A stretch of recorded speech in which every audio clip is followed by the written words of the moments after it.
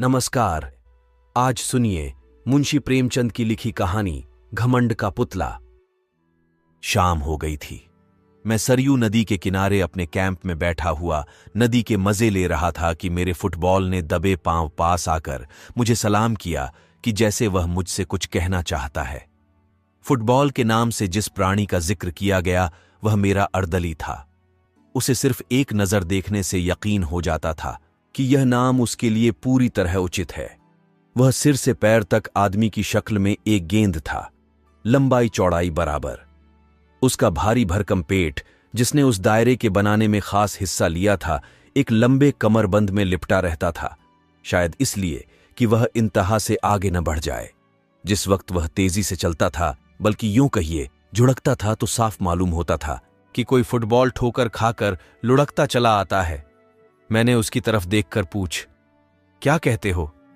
इस पर फुटबॉल ने ऐसी रोनी सूरत बनाई कि जैसे कहीं से पिटकर आया है और बोला, हुजूर, अभी तक यहां रसद का कोई इंतजाम नहीं हुआ। जमींदार साहब कहते हैं कि मैं किसी का नौकर नहीं हूं। मैंने इस निगाह से देखा कि जैसे मैं और ज्यादा नहीं सुनना चाहता। यह असंभव था कि मजिस्ट्रेट की शान में जमींदार से ऐसी गुस्ताखी होती। यह मेरे हाकिमाना गुस्से को भड़काने की एक बदतमीज कोशिश थी। मैंने पूछा, जमींदार कौन है? फुटबॉल की बौछें खिल गईं। बोला, क्या कहूं? कुंवर सज्जन सिंह। हुजूर, बड़ा ढीठ आदमी है। रात आई है और अभी तक हुजूर के सलाम को भी नहीं आया। घोड़ों के सामने न घास है न दाना। लश्कर के सब आदमी भूखे बैठे हुए हैं। मिट्टी का एक बर्तन भी नहीं भेजा। मुझे जमींदारों से रात दिन साबका रहता था, मगर यह शिकायत कभी सुनने में नहीं आई थी। इसके विपरीत वह मेरी खातिर तवाज़ों में ऐसी जौं-फिशानी से काम लेते थे जो उनके स्वाभिमान के लिए ठीक न थी। उसमें दिल खोलकर आतिथ्य सत्कार करने का भाव तनिक भी न होता था। न उसमें शिष्टाचार था, न वैभव का प्रदर्शन जो ऐब है।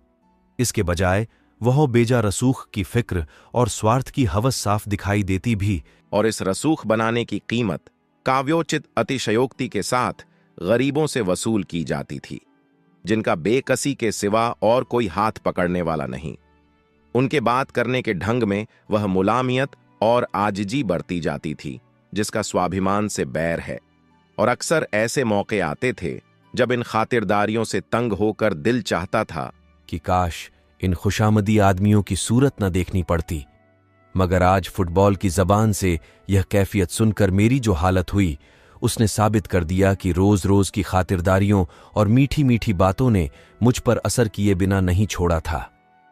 मैं यह हुक्म देने वाला ही था कि कुंवर सज्जन सिंह को हाजिर करो कि एकाएक मुझे ख्याल आया कि इन मुफ्तखोर चपरासियों के कहने पर एक प्रतिष्ठित आदमी को अपमानित करना न्याय नहीं है। मैंने अर्दली से कहा, बनियों के पास जाओ, नकद दाम देकर चीजें लाओ और याद रखो कि मेरे पास कोई शिकायत ना आए। अर्दली दिल में मुझे कोसता हुआ चला गया। मगर मेरे आश्चर्य की कोई सीमा न रही जब वहां एक हफ्ते तक रहने पर भी कुंवर साहब से मेरी भेंट न हुई। अपने आदमियों और लश्कर वालों की जबान से कुंवर साहब की ढिठाई, घमंड और हेकड़ी की कहानियों रोज सुना करता। और मेरे दुनिया देखे हुए पेशकार ने ऐसे अतिथि सत्कार शून्य गांव में पड़ाव डालने के लिए मुझे कई बार इशारों से समझाने बुझाने की कोशिश की। गालिबन मैं पहला आदमी था जिससे यह भूल हुई थी, और अगर मैंने जिले के नक्शे के बदले लश्कर वालों से अपने दौरे का प्रोग्राम बनाने में मदद ली होती तो शायद इस अप्रिय अनुभव की नौबत न आती। लेकिन कुछ अजब बात थी कि कुंवर साहब को बुरा भला कहना मुझ पर उल्टा असर डालता था। यहों तक कि मुझे उस आदमी से मुलाकात करने की इच्छा पैदा हुई जो सर्वशक्तिमान अफसरों से इतना ज्यादा अलग थलग रह सकता है। सुबह का वक्त था। मैं घड़ी में गया। नीचे सरयू नदी लहरें मार रही थीं। उस पार साखू का जंगल था। मीलों तक बादामी रेत, उस पर खरबूज और तरबूज की क्यारियों थीं। पीले पीले फूलों से लहराती हुई बगुलों और मुर्गाबियों के गोल बैठे हुए थे। सूर्य देवता ने जंगलों से सिर निकाला। लहरें जगमगाईं, पानी में तारे निकले। बड़ा सुहाना, आत्मिक उल्लास देने वाला दृश्य था। मैंने खबर करवाई और कुंवर साहब के दीवान खाने में दाखिल हुआ। लंबा चौड़ा कमरा था, फर्श बिछा हुआ था। सामने मसनद पर एक बहुत लंबा तड़ंगा आदमी बैठा था। सर के बाल मुड़े हुए, गले में रुद्राक्ष की माला, लाल लाल ऊंचा, माथा पुरुषोचित अभिमान की इससे अच्छी तस्वीर नहीं हो सकती। चेहरे से रोबदाब बरसता था। कुंवर साहब ने मेरे सलाम को इस अंदाज से लिया कि जैसे वह इसके आदी हैं। मसनद से उठकर उन्होंने बहुत बड़प्पन के ढंग से मेरी अगवानी की, खैरियत पूछी और इस तकलीफ के लिए मेरा शुक्रिया अदा करने के बाद इतर और पान से मेरी तवाज़ो की। तब वह मुझे अपनी उस घड़ी की सैर कराने चले जिसने किसी जमाने में जरूर आसफुद्दौला को जिच किया होगा, मगर इस वक्त बहुत टूटी फूटी हालत में थी। यहां के एक एक रोड़े पर कुंवर साहब को नाज था। उनके खानदानी बड़प्पन और रोबदाब का जिक्र उनकी जबान से सुनकर विश्वास न करना असंभव था। बयान करने का ढंग यकीन को मजबूर करता था, और वे उन कहानियों के सिर्फ पासबान ही न थे, बल्कि वह उनके ईमान का हिस्सा थीं। और जहां तक उनकी शक्ति में था, उन्होंने अपनी आन निभाने में कभी कसर नहीं की। कुन्नर सज्जन सिंह खानदानी रईस थे। उनकी वंश परंपरा यहां वहां टूटती हुई अंत में किसी महात्मा आर्षि से जाकर मिल जाती थी। उन्हें तपस्या और भक्ति और योग का कोई दावा न था, लेकिन इसका गर्व उन्हें अवश्य था कि वे एक आर्षि की संतान हैं। पुरखों के जंगली कारनामे भी उनके लिए गर्व का कुछ कम कारण न थे।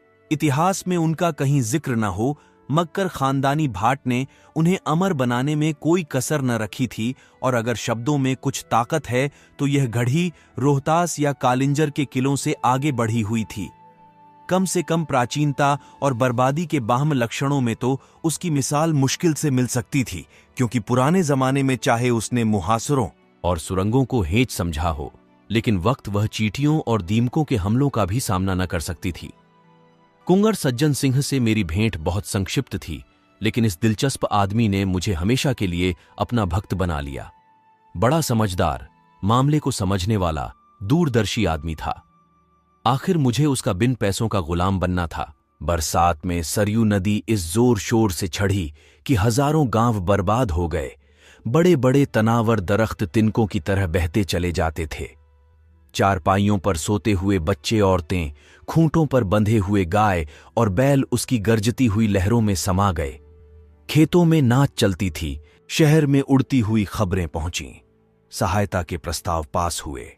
सैकड़ों ने सहानुभूति और शौक के अर्जेंट तार जिल के बड़े साहब की सेवा में भेजे। टाउन हॉल में कौमी हमदर्दी की पुरशोर सदाएं उठीं, और उस हंगामे में बाढ़ पीड़ितों की दर्द भरी पुकारें दब गईं। सरकार के कानों में फरियाद पहुंची। एक जांच कमीशन तैयार किया गया।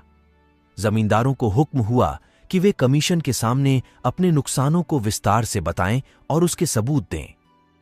शिवरामपुर के महाराजा साहब को इस कमीशन का सभापति बनाया गया। जमींदारों में रेल-पेल शुरू हुई। नसीब जागे। नुकसान के तखमीन का फैसला करने में काव्य बुद्धि से काम लेना पड़ा। सुबह से शाम तक कमीशन के सामने एक जमघट रहता। ऑनरेबल महाराजा साहब को सांस लेने की फुर्सत न थी। दलील और शहादत का काम बात बनाने और खुशामद से लिया जाता था। महीनों यही कैफियत रही। नदी किनारे के सभी जमींदार अपने नुकसान की फरियादें पेश कर गए। अगर कमीशन से किसी को कोई फायदा नहीं पहुंचा तो वह कुंवर सज्जन सिंह थे। उनके सारे मौजे सरयू के किनारे पर थे और सब तबाह हो गए थे। घड़ी की दीवारें भी उसके हमलों से न बच सकी थीं, मगर उनकी जबान ने खुशामद करना सीखा ही न था, और यहां उसके बगैर रसाई मुश्किल थी। चुनांचे वह कमीशन के सामने न आ सके। मियाद खत्म होने पर कमीशन ने रिपोर्ट पेश की। बाढ़ में डूबे हुए इलाकों में लगान की आम माफी हो गई। रिपोर्ट के मुताबिक सिर्फ सज्जन सिंह व भाग्यशाली जमींदार थे जिनका कोई नुकसान नहीं हुआ था। कुंवर साहब ने रिपोर्ट सुनी, मगर माथे पर बल न आया। उनके आसामी घड़ी के सहन में जमा थे। यह हुक्म सुना तो रोने धोने लगे। तब कुंवर साहब उठे और बुलंद आवाजों में बोले, मेरे इलाके में भी माफी है, एक कौड़ी लगान न लिया जाए। मैंने यह वाकया सुना और खुद ब खुद मेरी आंखों से आंसू टपक पड़े। बेशक यह वह आदमी है जो हुकूमत और अख्तियार के तूफान में जड़ से उखड़ जाए मगर झुकेगा नहीं। वह दिन भी याद रहेगा जब अयोध्या में हमारे जादू सा करने वाले कवि शंकर को राष्ट्र की ओर से बधाई देने के लिए शानदार जलसा हुआ। हमारा गौरव, हमारा जोशीला शंकर यूरोप और अमेरिका पर अपने काव्य का जादू करके वापस आया था। अपने कमालों पर घमंड करने वाले यूरोप ने उसकी पूजा की थी। उसकी भावनाओं ने ब्राउनिंग और शैली के प्रेमियों को भी अपनी वफा का पाबंद न रहने दिया। उसकी जीवन सुधा से यूरोप के प्यासे जी उठे। सारे सभ्य संसार ने उसकी कल्पना की उड़ान के आगे सिर झुका दिए। उसने भारत को यूरोप की निगाहों में अगर ज्यादा नहीं तो यूनान और रोम के पहलू में बिठा दिया था। जब तक वह यूरोप में रहा, दैनिक अखबारों के पत्रे उसकी चर्चा से भरे रहते थे। यूनिवर्सिटियों और विद्वानों की सभाओं ने उस पर उपाधियों की मूसलाधार वर्षा कर दी।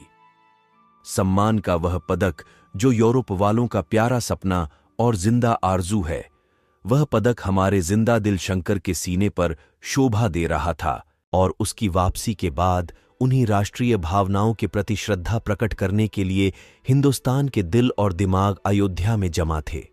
इसी अयोध्या की गोद में श्री रामचंद्र खेलते थे और यहीं उन्होंने वाल्मीकि की जादू भरी लेखनी की प्रशंसा की थी। उसी अयोध्या में हम अपने मीठे कविशंकर पर अपनी मोहब्बत के फूल चढ़ाने आए थे। इस राष्ट्रीय कर्तव्य में सरकारी हुक्काम भी बड़ी उदारतापूर्वक हमारे साथ सम्मिलित थे। शंकर ने शिमला और दार्जिलिंग के फरिश्तों को भी अयोध्या में खींच लिया था। अयोध्या को बहुत इंतजार के बाद यह दिन देखना नसीब हुआ। जिस वक्त शंकर ने उस विराट पंडाल में पैर रखा, हमारे हृदय राष्ट्रीय गौरव और नशे से मतवाले हो गए। ऐसा महसूस होता था कि हम उस वक्त किसी अधिक पवित्र, अधिक प्रकाशवान दुनिया के बसने वाले हैं। एक क्षण के लिए अफसोस है कि सिर्फ एक क्षण के लिए अपनी गिरावट और बर्बादी का ख्याल हमारे दिलों से दूर हो गया। जय जय की आवाजों ने हमें इस तरह मस्त कर दिया जैसे महुअर नाक को मस्त कर देता है। एड्रेस पढ़ने का गौरव मुझको प्राप्त हुआ था। सारे पंडाल में खामोशी छाई हुई थी। जिस वक्त मेरी जबान से यह शब्द निकले, ऐ राष्ट्र के नेता, ऐ हमारे आत्मिक गुरु, हम सच्ची मोहब्बत से तुम्हें बधाई देते हैं और सच्ची श्रद्धा से तुम्हारे पैरों पर सिर झुकाते हैं। यकायक मेरी निगाह उठी और मैंने एक हृष्टपुष्ट हैकल आदमी को ताल्लुकेदारों की कतार से उठकर बाहर जाते देखा। यह कुंगर सज्जन सिंह थे। मुझे कुंगर साहब की यह बेमौका हरकत, जिसे अशिष्टता समझने में कोई बाधा नहीं है, बुरी मालूम हुई। हजारों आंखें उनकी तरफ हैरत से उठीं। जलसे के खत्म होते ही मैंने पहला काम जो किया वह कुंगर साहब से इस चीज के बारे में जवाब तलब करना था। मैंने पूछा, क्यों साहब, आपके पास इस बेमौका हरकत का क्या जवाब है? सज्जन सिंह ने गंभीरता से जवाब दिया, आप सुनना चाहें तो जवाब हूं, शौक से फरमाइए। अच्छा तो सुनिए, मैं शंकर की कविता का प्रेमी हूं, शंकर की इज्जत करता हूं, शंकर पर गर्व करता हूं, शंकर को अपने और अपनी कौम के ऊपर एहसान करने वाला समझता हूं, मगर उसके साथ ही उन्हें अपना आध्यात्मिक गुरु मानने या उनके चरणों में सिर झुकाने के लिए तैयार नहीं हूं। मैं आश्चर्य से उसका मुंह ताकता रह गया। ये आदमी नहीं, घमंड का पुतला है। देखें, ये सिर कभी झुकता या नहीं। पूरनमासी का पूरा चांद सरयू के सुनहरे फर्श पर नाचता था और लहरें खुशी से गलू मिल मिलकर गाती थीं। फागुन का महीना था, पेड़ों में कोपलें निकली थीं और कोयल कूकने लगी थी। मैं अपना दौरा करके सदर लौटता था। रास्ते में कुंवर सज्जन सिंह से मिलने का चाव मुझे उनके घर तक ले गया, जहां अब मैं बड़ी बेतकल्लुफी से जाता आता था। मैं शाम के वक्त नदी की सैर को चला। वह प्राणदायिनी हवा, वह उड़ती हुई लहरें, वह गहरी निस्तब्धता, सारा दृश्य एक आकर्षक सुहाना सपना था। चांद के चमकते हुए गीत से जिस तरह लहरें झूम रही थीं, उसी तरह मीठी चिंताओं से दिल उमड़ा आता था। मुझे ऊंचे कगार पर एक पेड़ के नीचे कुछ रोशनी दिखाई दी। मैं ऊपर चढ़ा। वहां बरगद की घनी छाया में धूनी जल रही थी। उसके सामने एक साधु पैर फैलाए बरगद की एक मोटी जटा के सहारे लेटे हुए थे। उनका चमकता हुआ चेहरा आग की चमक को लजाता था। नीले तालाब में कमल खिला हुआ था। उनके पैरों के पास एक दूसरा आदमी बैठा हुआ था। उसकी पीठ मेरी तरफ थी। वह उस साधु के पैरों पर अपना सिर रखे हुए था, पैरों को चूमता था और आंखों से लगता था। साधु अपने दोनों हाथ उसके सिर पर रखे हुए थे कि जैसे वासना धैर्य और संतोष के आंचल में आश्रय ढूंढ रही हो। भोला लड़का मां बाप की गोद में आ बैठा था। एकाएक वह झुका हुआ सर उठा और मेरी निगाह उसके चेहरे पर पड़ी। मुझे सकता सा हो गया। ये कुंवर सज्जन सिंह थे। वह सर जो झुकना न जानता था, इस वक्त जमीन छू रहा था। वह माथा जो एक ऊंचे मनसबदार के सामने न झुका, जो एक प्रधानी वैभवशाली महाराज के सामने न झुका, जो एक बड़े देश प्रेमी कवि और दार्शनिक के सामने न झुका, इस वक्त एक साधु के कदमों पर गिरा हुआ था। घमंड वैराग्य के सामने सिर झुकाए खड़ा था। मेरे दिल में इस दृश्य से भक्ति का एक आवेग पैदा हुआ। आंखों के सामने से एक पर्दा सा हटा और कुंवर सज्जन सिंह का आत्मिक स्तर दिखाई दिया। मैं कुंवर साहब की तरफ से लिपट गया और बोला, मेरे दोस्त, मैं आज तक तुम्हारी आत्मा के बड़प्पन से बिल्कुल बेखबर था। आज तुमने मेरे हृदय पर उसको अंकित कर दिया कि वैभव और प्रताप, कमाल और शोहरत, यह सब घटिया चीजें हैं, भौतिक चीजें हैं। वासनाओं में लिपटे हुए लोग इस योग्य नहीं कि हम उनके सामने भक्ति से सिर झुकाएं। वैराग्य और परमात्मा से दिल लगाना ही वे महान गुण हैं जिनकी ड्योढ़ी पर बड़े बड़े वैभवशाली और प्रतापी लोगों के सिर भी झुक जाते हैं। यही वह ताकत है जो वैभव और प्रताप को, घमंड की शराब के मतवालों को और जड़ाऊ मुकुट को अपने पैरों पर गिरा सकती है। ऐ तपस्या के एकांत में बैठने वाली आत्माओं, तुम धन्य हो कि घमंड के पुतले भी पैरों की धूल को माथे पर चढ़ाते हैं। कुंवर सज्जन सिंह ने मुझे छाती से लगाकर कहा, मिस्टर वागले, आज आपने मुझे सच्चे गर्व का रूप दिखा दिया, और मैं कह सकता हूं कि सच्चा गर्व सच्ची प्रार्थना से कम नहीं। विश्वास मानिए, मुझे इस वक्त ऐसा मालूम होता है कि गर्व में भी आत्मिकता को पाया जा सकता है। आज मेरे सिर में गर्व का जो नशा है वह कभी नहीं था। आप सुन रहे थे मुंशी प्रेमचंद की लिखी कहानी घमंड का पुतला।